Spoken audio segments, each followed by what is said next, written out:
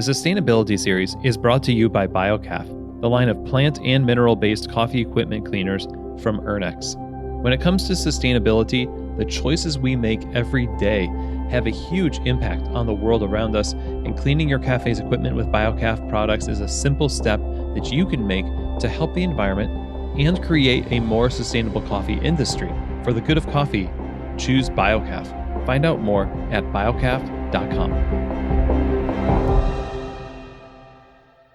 Where do we start with sustainability? It's a huge topic, and it continues to be discussed, debated, investigated. It's of huge importance to the future of the industry we love. How do we make something so vast and complicated accessible in a way that we can act as individuals to make a difference where we are in the value chain? We want to make a difference in the industry, but sometimes it just seems like it's too big of a hurdle to jump. Definitions, while not necessarily solutions in and of themselves, are a great jumping off point to inform and inspire our actions. The word to sustain actually does mean to hold. So if I'm drinking my coffee and I'm holding my coffee cup in my hand, there's a certain mysterious sense that I'm also holding a bunch of other people in that cup as well. Erica Koss is a research associate at the University of Nairobi and a PhD candidate in International Development Studies at St. Mary's University. Additionally, she teaches the Specialty Coffee Association's new sustainability certification classes. I actually believe that we do not all know what we mean when we talk about sustainability. And I actually think that's part of the problem, because sustainability now in the year 2020 has come to mean so many different things to so many different people. You know, this is why I'm passionate about the word, because the word actually does mean to hold, to bear up, to endure. It doesn't actually mean just to maintain the status quo.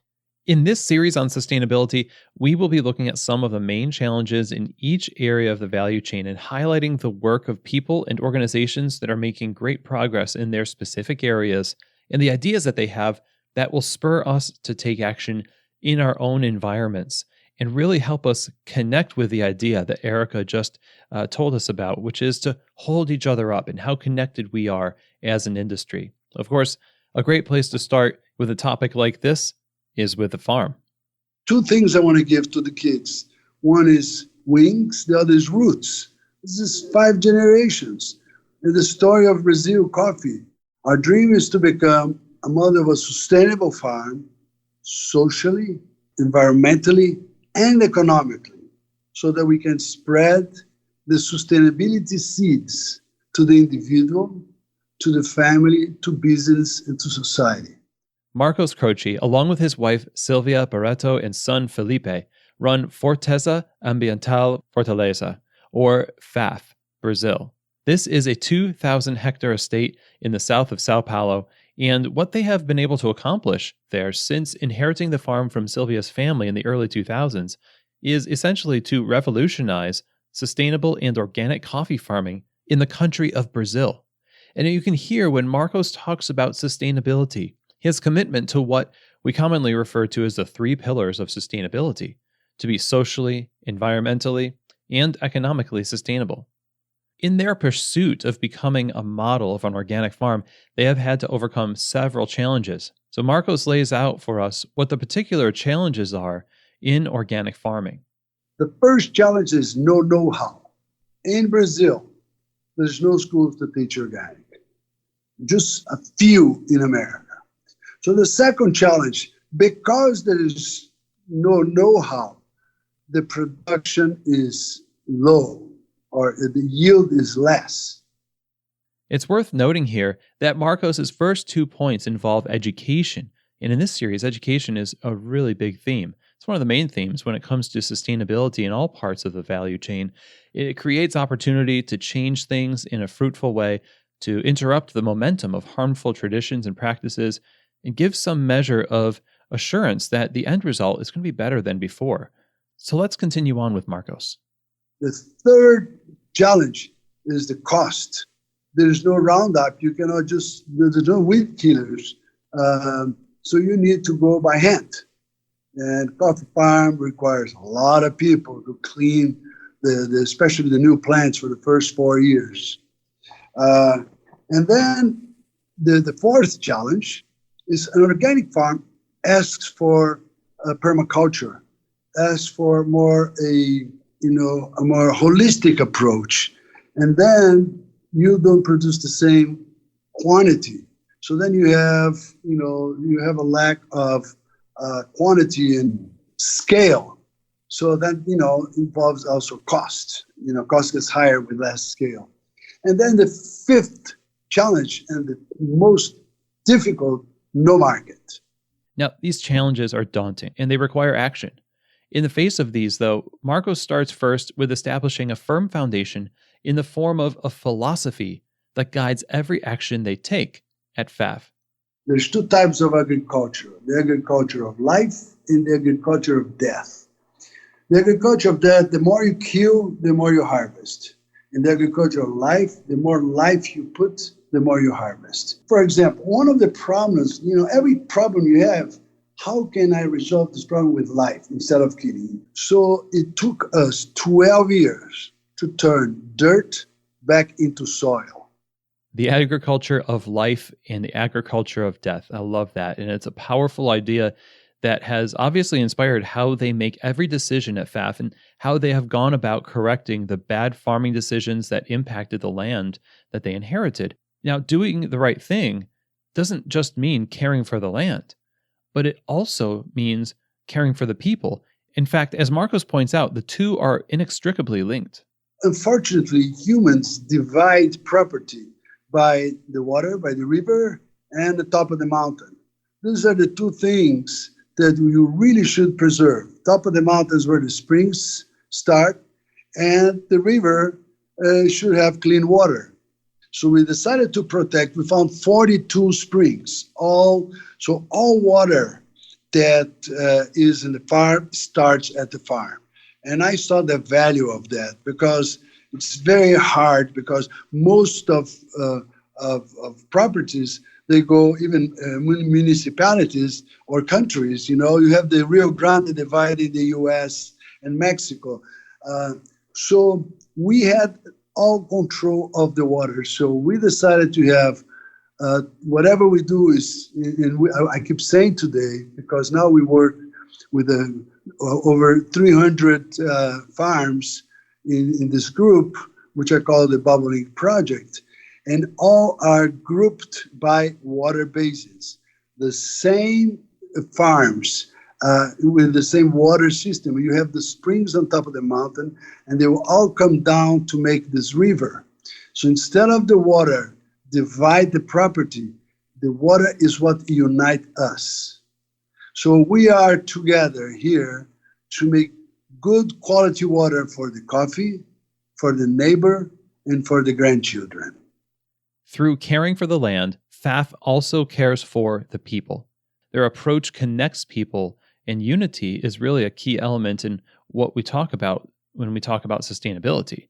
Being able to connect and organize your community is at the heart of what makes a successful coffee farm.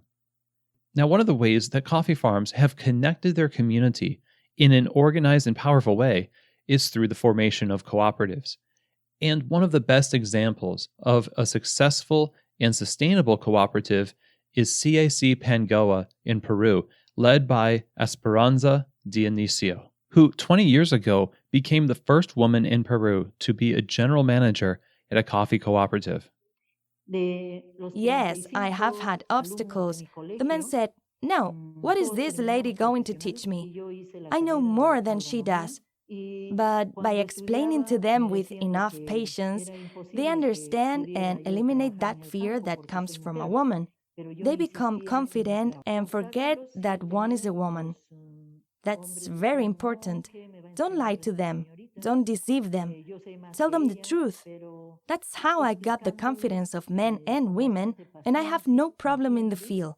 For 42 years, CAC Pangoa has been setting the bar for what a cooperative can accomplish for its members and for sustainability. It was founded in 1977 with 50 members, and it's grown to a consistent level of maintaining 700 partners, exporting over 23,000 quintals each year, even during the height of the leaf rust epidemic, with an export ranking of 32nd in the world for companies that export coffee. And Esperanza is the third manager of CAC Pangoa and has been leading the cooperative to new heights in sustainability and resilience and profitability. Good leadership and developing leaders plays a central role here. Esperanza started her career overcoming challenges, plowing up misconceptions about what women can do in farming, and cultivating trust and a reputation of mutual respect. She, like Marcos, also focuses her attention on cultivating the soil of the farm itself as the first step in creating a sustainable practice. We are focusing first on soil improvement, number one. Second, continuing to produce coffee as part of our income. Continue research on varieties in the face of so much climate change. And also make it attractive to the young men so that the young man continues with the production of coffee. That is the future of coffee, a good soil that gives a good production to make it attractive for the young. As we hear Esperanza talk about what makes the coffee farming profession attractive to young people and future generations, we can't help but think about legacy and Marcos's comments about giving his kids roots and wings. Taking care of the land is taking care of the people, like we already said, and legacy is a key to sustainability. Having something to pass on and creating a profitable organization based on a strong cooperative and agricultural agility and resilience, that's key also to being able to realize that legacy. First, the basis is organic agriculture and price. To have our clients very selected, who have the same vision as us, and who can pay a fair price for the work that is being done here.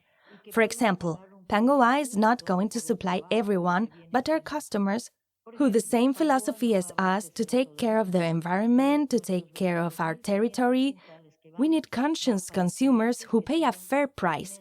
In turn, the organization, the cooperative, also transfers that money to the farmer, and good marketing by Pangoa, telling our customers what we are doing and in our territory.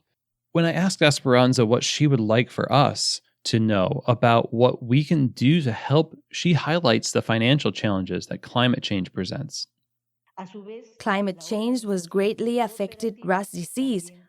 Also now with Manila disease in cacao. So many diseases and pests are presented by climate change, and for that, we as farmers have to be very disciplined and also take the temperatures, the humidity within our field, and create microclimates. Yes, and discipline. Discipline in crops, having a whole package of work to combat diseases and pests. And constant research, constant observation. The producer has to be an investigator in his farm. Investment in farms from outside organizations is critical, and something we're going to hear more about shortly. There is a connection between having the right understanding of the environment and making the right changes. Esperanza continues to highlight CAC Pangoa's reforestation efforts as an example of both responding to climate change and also to create a future for the farmer. A very important concept in reforestation is that we reforest for our retirement. We put native forest trees here like cedar, mahogany, that are marketed at the age of 180. There are some trees at 20, 30 years. The concept for the farmer to know that his future is assured is very important, and we have our trees not only for the environment, but also what will serve him are the forest trees he will sell when he's old. So we return to education as a central component of sustainability. Investing in and promoting education like this is central to how the cooperative has been strengthened and builds resiliency for its members. Esperanza specifically credits their focus on developing leaders to developing that resiliency. It's an administrative strength because we have it to this day. We have the School of Leaders at the basic level, and now at the higher special level, something more advanced. In 2008, we had our very important training for organic farming. 2008 was a special year because we learned to use mountain microorganisms to produce our own organic fertilizer. And from there on, we have no more problems being organic producers. So it should be pretty obvious by now that the foundation of sustainability on the farm is based on investment in the land, investment in the people, and continued education and evolution of methods to connect and add value to them. Now, remember when Marcos mentioned the struggle of understanding yield and how to increase productivity? That is one of many questions farmers are tackling right now that are critical to their survival. While developing cooperatives and partnering with other farmers yields incredible results for people like Marcos and Esperanza, partnering with outside organizations to address challenges on the farm is also critical. So what WCR does through our on-farm technology trials is to tackle those very specific, actionable questions that farmers have. What is the thing that I can do on my farm? What's that one step that I could try out that might actually improve the profitability of my production or improve the stability of production so that year on year, even if it gets a little dry, I've got that mulch in place that's going to protect my plants and give them that little boost of protection in this increasingly uncertain and variable world.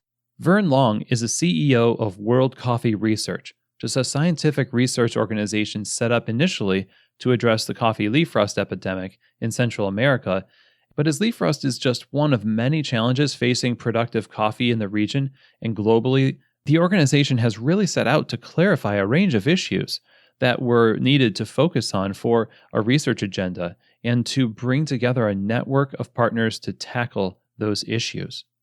The goal is to have a shared commitment to the priorities. If we collectively as a community decide that we want to develop a coffee production environments that optimize the retention of biodiversity or that are profitable for farmers who are producing on very small sizes of land. Those are choices that we make as a community, and R&D is the tool to make that possible. So there are a number of steps that you can take to tackle these challenges that are facing coffee production. For example, we know that year on year, heat has been an increasing challenge for coffee production in many locations. We know that shade is an immediate and actionable response that farmers can introduce to their production system. For those farmers who have had limited shade on their farms, they may increase that shade a little bit by 10 or 20% to see if that actually addresses their production challenges. So there are known approaches to solving some of these challenges. If you have a hotter environment, you can shift to shade. We also know that if you have increasing levels of variability with respect to rainfall, you can try irrigation. So some farms will actually introduce irrigation into their production practices to help manage that risk. So there are some things that are already known and the technology exists and it might be accessible. If it's just extremely hot and dry, no tree can survive in that environment. And so there are realities that there can be extremes in production environments that may be just one step too far for the tree. But when we start to think about genetic diversity, the broader the pool you have of genetic diversity, the more building blocks you have to bring to your process to develop something that really does work for the production environments of the future. These tools not only allow for more control in an ever-changing environment impacted by climate change, but can also unite the desires of both the farmer and the consumer, further strengthening the relationship and the sustainability of the value chain. For instance, if you know that you need a tree that can handle the production challenges of an increasingly variable hot and dry kinds of environment, interchanged with cold and wet years, we know that you can use genomics to start testing where can you find the tree that can do that, but at the same time taste good and have a good cup profile. Being able to select materials that have multiple traits, both production traits that farmers care about and the quality traits that the consumer cares about. The tools and science are now available to give us that. I mean, if you just look at tomatoes in your own grocery store, if you think 20 years ago, in December, if you live in a northern climate, you're thinking about eating a tomato, you feel pretty depressed at the prospect of what's in your shop. But now the industry has responded. So you can use technologies for developing new varieties of tomatoes that taste good year round. And there's a lot of choices now when you go into your grocery aisle. In the same way, we just need to bring those standard tried and true methods from other crops and bring it into coffee because it just hasn't been done yet at the scale necessary to provide those options for farmers around the world. When we think about the future of coffee, with the kinds of constraints to production that are a reality for farmers, they can't change the elevation that they're growing on. 30 years ago, there was much more year-on-year predictability about what the rainfall pattern would look like, in which months we'd get which amount of rain. As climate change has taken hold, we're actually seeing that variability happening right now. So rainfall patterns in India in the last 3 years have been very, very different. Year on year, they're quite different. And so if you're trying to plan as a farmer for your production calendar, you might have done one set of tasks in April because, it was either raining or not raining. But now, because of that uncertainty, you have to modify the way that you manage your crops based on that information. And so these are the kinds of challenges that farmers are facing now. The research and development at World Coffee Research meets farmers where they are, with tools to give their sustainability efforts momentum and maximum effectiveness. And this kind of resourcing and collaboration across the value chain, much like the collaboration between farmers and co-ops, creates more resiliency and creates an infrastructure for sustainability practices that are themselves sustainable. And that's encouraging, since the urgency for action could not be higher.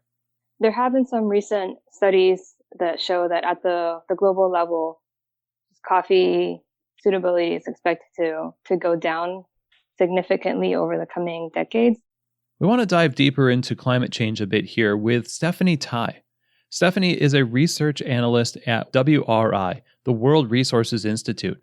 The WRI is an international organization with several offices located all around the world, helping societies live more sustainably and become more economically resilient. They accomplish this through rigorous research, and Stephanie's role at WRI specifically focuses on climate change resiliency. I think it's about 60% of regions are expected to see a negative effect on suitability for coffee. There are a few regions where coffee suitability will grow, but overall, it is becoming increasingly harder to grow coffee and to grow quality coffee. What we at WRI have been working on is developing this concept of transformative adaptation and just trying to understand how current systems will not always be enough to keep up with climate impacts. Sometimes the negative effects on production and other systems will be so great just year over year and accumulating that what will be needed then are fundamental changes to how things are being done, to how these systems function and interact with each other. And so an example of this is how unstoppable sea level rises in Bangladesh have caused rice paddy farmers to turn towards shrimp farming, which is an entirely different production system. It requires just different supply chain. Everything is entirely different. So that's what we can consider a systemic shift, because everything had to change.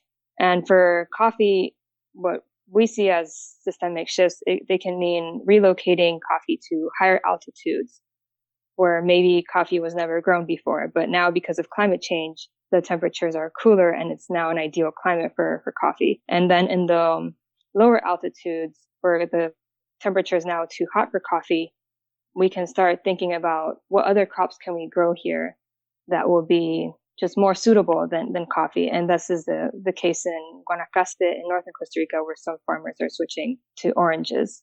The entire agricultural industry is highly vulnerable to climate change.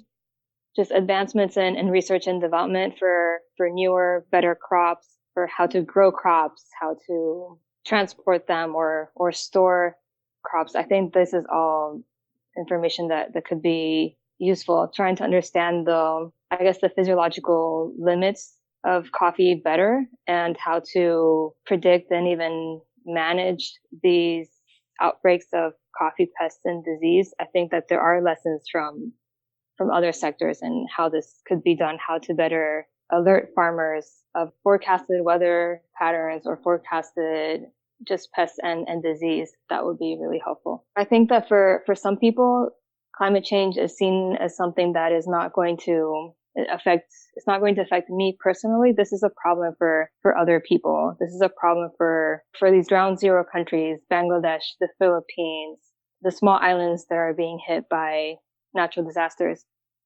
So I think it's a misconception that climate change is not going to affect everyone, because it really is. And another misconception is that, or perhaps not a misconception, but a misunderstanding, is that climate change impacts are all very sharp and direct.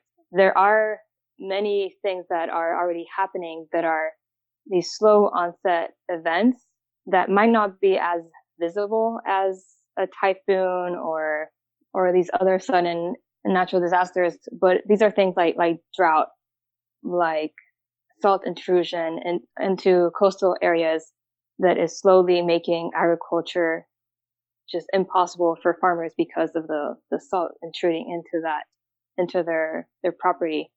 So the slow onset events, I think, is another thing that needs more attention. I am very interested in the idea of redefining how we approach sustainability issues.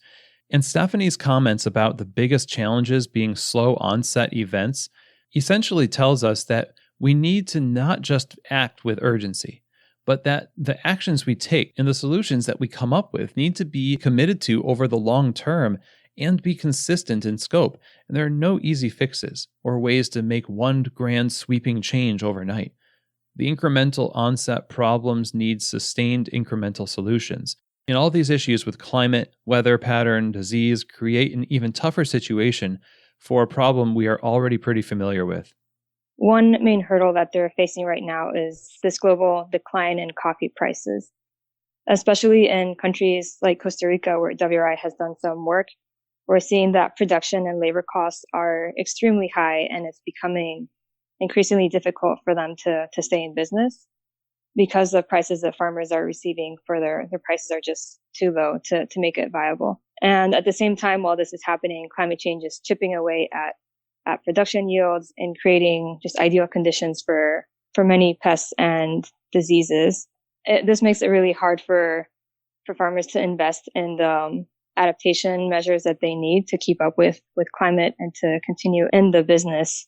Another hurdle that they're facing is not just for coffee farmers, but farmers worldwide, is that they're nearing retirement age. So as we care for the land and the people and commit to research into climate resiliency and adaptation, and are developing technology and tools to aid in that cause, the organizing of people and the running of the coffee farm like a business is increasing worldwide. Again, we go back to cooperatives for a moment now, as they are at the heart of the issue. They are essential for being able to secure the future of new generations of coffee farmers, but as Stephanie highlights here, running them well can be a challenge. It's very difficult to manage cooperatives well. It requires a specific skill set that is not necessarily one that coffee farmers have been cultivating. You need to have a different administration and business skills that you might not necessarily have learned as a farmer. For cooperatives or co-ops, they do need to be run and managed. So you need to have staff to carry out any of the administration work. And you also need to be this bridge with exporters or with government institutions if they're providing you with grants or with other types of support. And so you are definitely branching out from just your individual farm towards this broader role where you have to just manage a much bigger group of people. Some cooperatives have hundreds or thousands of members. So you need to not just make sure that you're managing the members of the cooperatives, but that you are listening to their needs, responding to their needs, and also making sure that whatever product or products the cooperative is involved in are being commercialized adequately and sold at a good price. And then there's also a lot of just paperwork, whether it's legal paperwork or other types of bureaucracy that you need to be able to manage. So it is much different work than just being on your farm. Of course, Esperanza recognizes this also and sheds more light on what it takes to run an effective cooperative. The cooperative is like a school. The ladies come, they collect the checks, they go to the bank, they take out the account, they pay the staff, they make the purchases, they also see the price of the coffee and how they will sell it. I mean, it's very dynamic, and knowledge has to be fast to move forward. The cooperative is a constant organization of trainings. No, perhaps academic as academic, but according to our needs. They come here to the board of directors of the cooperative because we're a cooperative that's run by producers. These producers get to lead. They have to be trained. How? We created the School of Leaders in 2008. Education is very important. The more knowledge we have, the better we can work. Within the family, understanding with the husband, with the children. In the cooperative, we practice these values every year. So, the wife is the one who manages the fastest. So it is very important to train a woman. It is also important for men. Both, not just the woman and not just the man. Both men and women, with a greater amount of knowledge, we make a calmer life. First, if a cooperative is going to be formed, it must be voluntary. That the person who enters a cooperative must enter voluntarily and with the desire to work and develop. Second, that the board of directors be trained in what a cooperative is, what we form for, its objectives, and how our business is going to be. Because the cooperative is an associative part and the other is a business part, and we are doing business. Because the economic part is important. All partners must be trained, invest or have alliances with NGOs to help us train. Hey, so if you're listening to this episode, you're probably interested in making the coffee industry more sustainable. The Biocaf Sustainability Series from Ernex features articles and insights written by specialty coffee professionals that tackle a range of social, economic, and environmental topics that are centered around this theme. Visit biocaf.com to read these pieces and learn how you can contribute to a more sustainable and equitable future for coffee.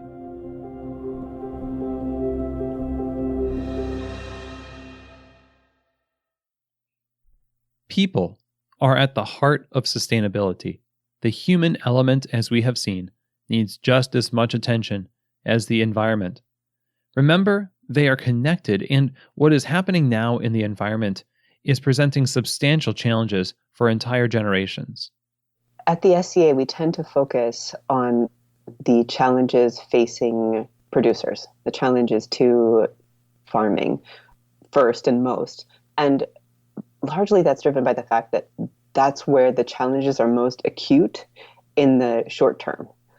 So, we recognize that we're all interconnected here and that we can't really isolate one group and say, yeah, this is really a problem for farmers to solve, or this is a problem for roasters to solve, but that right now the global sustainability issues like, climate change are being most acutely felt by producers versus by roasters. And that would be, agricultural producers of all kinds, but in our case, we're talking about coffee. So because that's where the challenges are most acute and there's the most need, that's where we focus. But, we try to make those connections really clear and play it out over the long term. Kim Elena Ionescu is the Chief Sustainability Officer of the Specialty Coffee Association. Her role raises awareness, develops strategy, and leads action to address the biggest social, environmental, and economic challenges facing the industry. Looking at the way that value is distributed in coffee is going to building this more sustainable future for specialty coffee.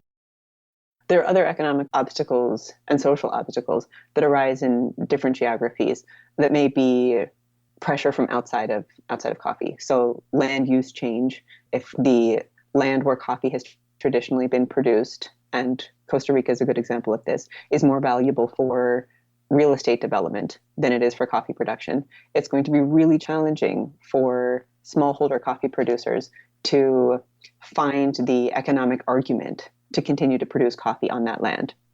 And from a social perspective, they might want to, the fabric may be there in the community to continue to pursue this activity, but that's going to have to be a very, very strong social argument when the economic argument and the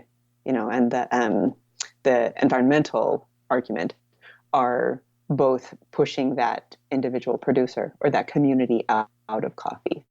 When we hear about farmers in the face of what seems like insurmountable odds leaving coffee, we want to fix it. We want to create a change where they don't have to leave coffee, and we feel duty bound in some way to make it so that they can stay in coffee.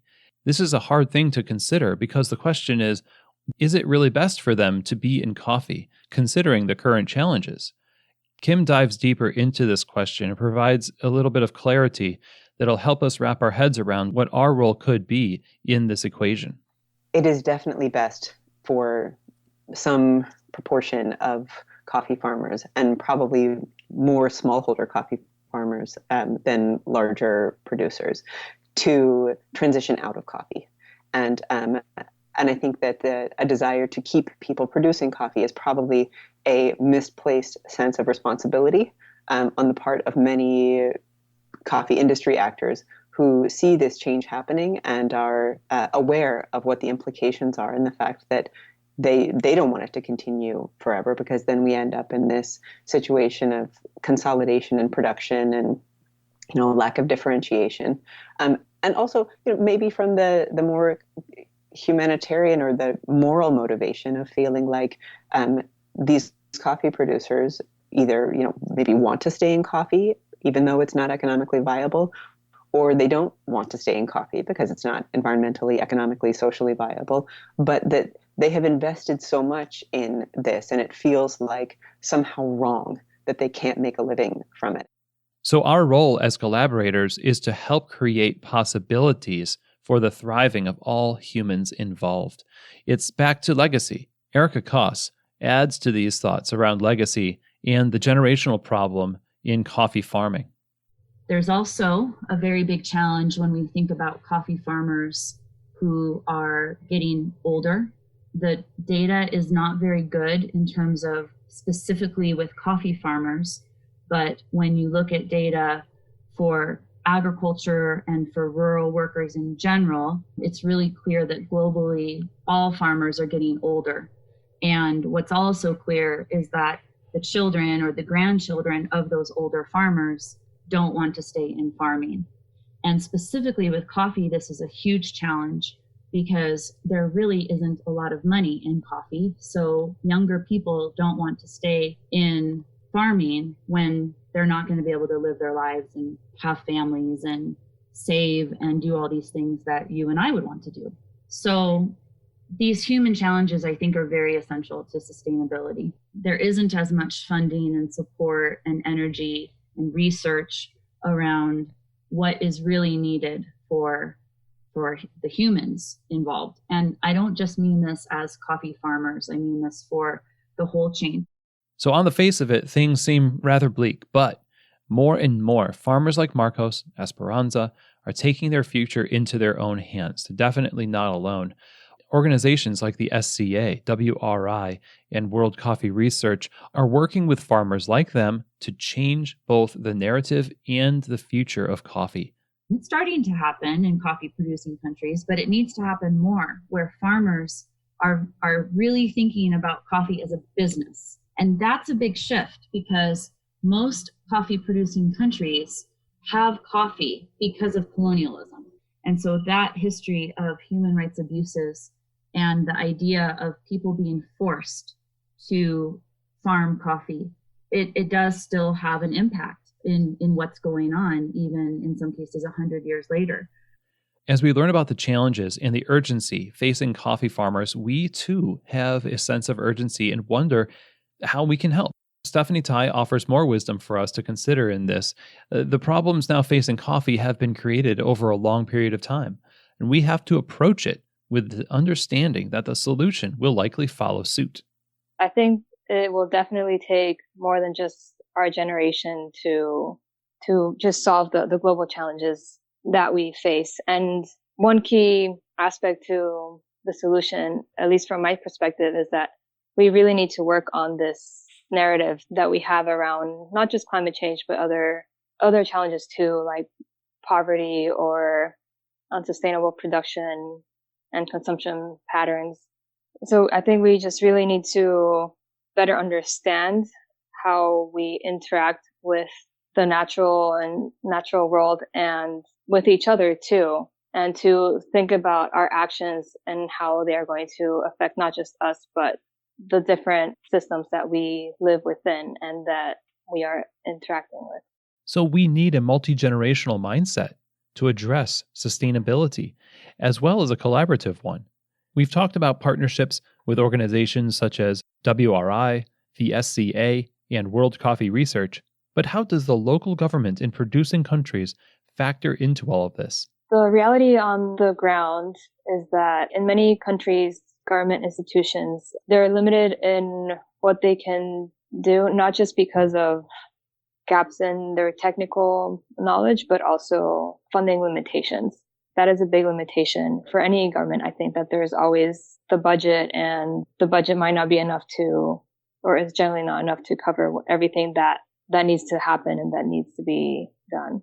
If I were in a position where I had to make budget decisions around the use of public taxpayer dollars in a country, a lower middle income country, I am up against deciding whether to put resources into schools, into roads and infrastructure, into health infrastructure, clinics in every community.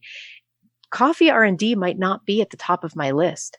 And so when we think about the resources available for coffee research to generate the technologies and options and the choices that give farmers a way to create a viable and profitable livelihood, there just simply hasn't been the investment in most of the coffee producing countries that supports that vibrant coffee production environment. Price, climate, legacy, agricultural resilience, it's all connected and it weighs on the farmer heavily. For Marcos, it starts again with the philosophy with which you approach the land and the people. That opens up a lot of solutions that address these interconnected challenges. We want to continue those values of what is right and what is wrong, and anytime you have to kill something you're doing or you're going to the wrong way, and you have to love nature. So whatever you're going to do on your farm, you have to, you're in charge. You have this land that was lent to you, and you have to deliver it better than what you found. It's not about price, it's about values. So we have to figure out to produce something that more people will be willing to help, more people will be willing to buy. And coffee is this magic product. I think it's the main product in the world that is talking about sustainability. Here we are talking about sustainability. Tell me another industry that they care so much about that. So what would I say to other people? It's just you have your land, precious land. Figure out a way to do I'm not saying be organic, but to pass this to the next generations and come there and make it better. So you have to understand you completely, it's a big switch to direction on your life, a shift to the direction of your life. Now, one of the ways farmers are switching the direction of their lives and taking control of their future and making their farms more agile and resilient is through diversification of crops and building in business models that allow them to have a more steady stream of income through that. Well, one thing that I see very promising is that there is an increase in awareness of all these climate risks. Certain countries are just very well positioned to assist farmers. And I like to just shine a light on Costa Rica again, because they do have a very sophisticated ecosystem of public institutions that are able to provide, whether it's financial or technical or other type of support to farmers to help them make these changes that they need to make. In northern Costa Rica, for example, there is one region where coffee has just been very difficult to grow because of the factors of climate change and declining prices. And so farmers there have been trying alternative crops, and some have switched to oranges because the weather is just too hot and too unpredictable to grow coffee. And so we're seeing this example of autonomous transplantation happening in one region of Costa Rica. And this is happening in many other places as well. But in this case, it seems to be a positive move forward. Diversifying your farm and trying out different crops, experimenting with new crops, especially as climate conditions change, and seeing what is working better than others, and then gradually shifting towards those crops that are more suitable. That would be an ideal way of just slowly easing into these systemic shifts instead of trying to grow coffee for maybe 20 years and then you just reach this point where it is completely unviable and you really have to start from scratch. The way we work together as a community to shift, change, and improve determines how far we go in creating a more sustainable reality for all players involved. But how do we do that most effectively? What is the new landscape of partnerships that would ensure that the latest and greatest technologies and approaches to production of coffee that drive sustainable coffee production, how do we get those into the hands of farmers? And it's going to be through partnerships with cooperatives and farmers unions and a whole host of nonprofit organizations committed to improving the sustainability of coffee production and origin. And I think that it's really through partnership and connection between the science entities, the institutes and the researchers, and those end users of the innovations, the farmers, and the partnerships with organizations that can help accelerate the movement of that innovation out into the hands of farmers. And ultimately, I mean, in a perfect world, we'd get this great feedback loop where farmers say, you know what, that wasn't relevant. We've got to do better in 2.0. We want to really think of our work in supporting national researchers and researchers on the ground across origin producing countries. We really want to help them improve the relevance of what they're doing and also accelerate the access of farmers to those innovations. I think it's vital that we appreciate the interdependence that we all have in the global coffee chain. And I think that could be interpreted as a challenge because we're all busy and focused on our own part of the chain. But I also think it's a really beautiful part of what could make coffee special in that we are linked to a global group of people that we wouldn't otherwise know or be business partners with or be friends with. I think sometimes in specialty coffee, we even talk about each other as a coffee family. Because there really is this strong interdependence that connects us all, we need to empathetically pursue well-researched and well-aimed incremental changes in a spirit of collaboration. We see that there's two different streams of engagement that will be the most important. And the first is that we know that incremental change is important. So agriculture is an area where history shows us that, continuous improvement of existing technologies and approaches is effective and it works. So we know that as conditions change, you might want to put mulch in this way, or you might want to prune it in this way, or you might want to space your plants at a different plant spacing. Those little tweaks to an existing system can be effective in delivering the objective that you have, which is to improve your productivity, reduce your labor costs, or whatever the goal is for your production system. So that incremental change is important. And for that reason, our on-farm technology trials are designed to do just that, to examine if a farmer makes essentially one minor change to the way that they're producing coffee, can it help them improve their profitability or reduce the total cost of production or reduce their labor needs? We realize that is how agriculture has always operated, that farmers are continuously making tweaks to make it work for them. And that's a normal and routine part of agricultural research.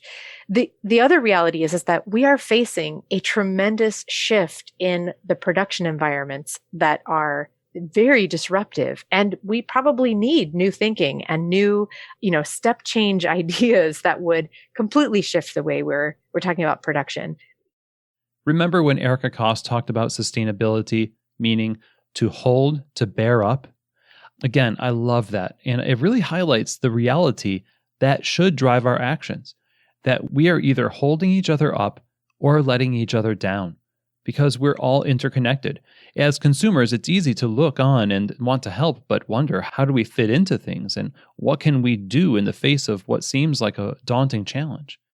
Kim Elena Inescu of the SCA offers some insight that I think will help us a little bit further here. And for someone who's on the consuming side of the coffee value chain, there are a lot of different places to act too, which also increases the complexity of it. Because, for imagining a retail shop owner, we've got sustainability in the cafe space. And then we've got this whole supply chain that this cafe may or may not feel intimately connected to. And if they have coffee from more than one country, that means many different supply chains and communities that are all feeding into this one, in my hypothetical example, small retailer who is at this point completely overwhelmed by what is the sustainability action to take. And so being able to divide that and see that while action in one area doesn't necessarily translate directly into action in another area, the choice to use only or to eliminate single-use cups doesn't change a coffee producer's ability to adapt to climate change in the short term, but that all of these actions are, again, kind of moving toward the sustainable development goals, moving in the direction and examples also of behavior change. So that if we incorporate more of these into our daily practice, I think that we have a sort of better chance of getting the mindset shift that will be required for the consumer or the retailer or the roaster to feel that sense that there's a real fluidity in the supply chain and an interconnectedness between roles that the business constructs maybe don't always make so obvious, where one person's responsibility begins and ends. So if we see ourselves as part of a long line, an evolution of solutions, and both, we can accept the shortcomings of previous approaches and accept that our solutions are not going to be perfect either, but that we're going to build on what has come before, and not expect that this will be the solution for all time, but rather if we believe that we're part of a long line of people who are searching for solutions, and that we're using the best thinking available now to make those, and that in the future there will be better thinking available, and that will be used and supplant ours, then while in some ways it's less gratifying now to know that someone's going to come along and pretty much challenge everything that we thought, that it also gives us a path toward something better and not a dichotomy of choice between right and wrong, successful and unsuccessful. Shifting our thinking in this direction creates a path forward for us to contribute what we can. As Kim says, we're part of a long line of people searching for solutions. And the kind of change that we need to see happens over time by sustained contribution, guided by this mindset. You don't have to become an expert on these topics, but to at least be aware of what is happening around you, and then to look into what individual actions can be taken. And there are many things from a consumer perspective that can be done to live more sustainably or to purchase in a more socially ethical manner. And then there are also broader community-wide events or opportunities to engage and try to have just a broader impact. If we can imagine a future in which coffee only comes from one place or two places, then we can imagine how that's going to affect changes in a lot of the business models and the behavior even of consumers of our coffee. So I think in that way, the same challenges affect us all. It's just a matter of when and how we act on it. If we can look at the size of the pie that we have and think about how it's divided and who gets what share, then we have a much better chance of being able to create a system that really works for everyone. I think some of the successes in sustainability that we all have seen, it's because there is trust between different parties and different actors and different stakeholders. So for me, I just keep going back to what does sustain really mean? Coming from the Latin sub plus teneo, which means to hold up and to uphold. And so if what we want to do as a coffee industry is to be sustainable and to literally hold up each other and to hold up coffee, then I think that will only happen if we can all get to a place where there's trust and equity. As we consider the sustainability of the farm and the farmer. From our conversations in this episode, it's evident that the progress being made there has everything to do with collaboration, education, access and connection to the market, and a spirit of mutuality between all of the players in the value chain. And certainly, great strides are being made one step at a time. As we become more aware of the needs of others, we can take steps alongside them. Even if we are separated by a great distance, our connection is stronger than we think, and little changes in the right direction over time yields great results.